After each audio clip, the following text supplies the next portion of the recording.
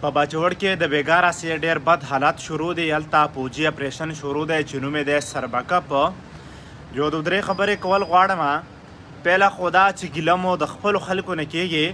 تاسو ته پته ده چې د نن نه 2-3 ورځې وړاندې په تیرا کې په یو احتجاج باندې سیکورټي فورسز ادارو فایرنګ کړی او کسان پکې لګېدلي وو.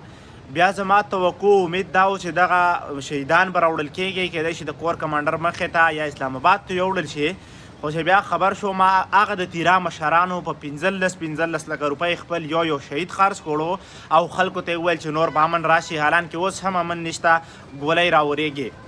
دویمه خبره دا کول غواړم چې خپلو سیکورټي فورسز ادارو ته وایم چې خدای ته وګورئ، لږ غونډ انسانیت په کار دی. په 21مه صدۍ کې تاسو لګیا په پښتونخوا کې تاسو اپریشن کوئ. یو خوا ستاسو خواجه صاحب وایي چې دا دهشتګرد موږ په خپله راوستي دي، بل خوا تاسو لګیا اپریشن کوئ. او دریمه خبره کول دا غواړم چې د باجوړ خلکو ته وایم چې کوم دغه ځینې سرباز دی، تا خو ډېر ښه تقریرونه کول، ډېر جذباتي تقریرونه به دې کول، خو سربازه نوره خبره را تقریرونو نه وتې ده.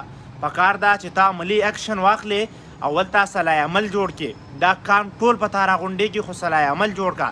دویمه خبره ده که چېرته مبارک زیب دغه کار ته نه تیارېږي او کام نشي راغونډولی او یا د کام سره ودرېدی نه شي، نو د هغه ځینه د هغه خاندان وباسئ او د علاقې نه یې بدر کوئ.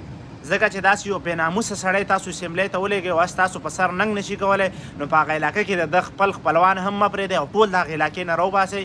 خدای ته وګورئ، باجوړیانو که د خیبر خلک دي، که د باجوړ دي، که د وزیرستان دي، ټول سره یو موټی شئ او دغه چې کوم مین روډونه دي یا چې کوم مین شاعرای دي ټولې بند کړئ چې دغه ملک دا بزنس ودرېږي. دغه اپریشن ته بالکل د سره هم اجازت مه ورکوئ.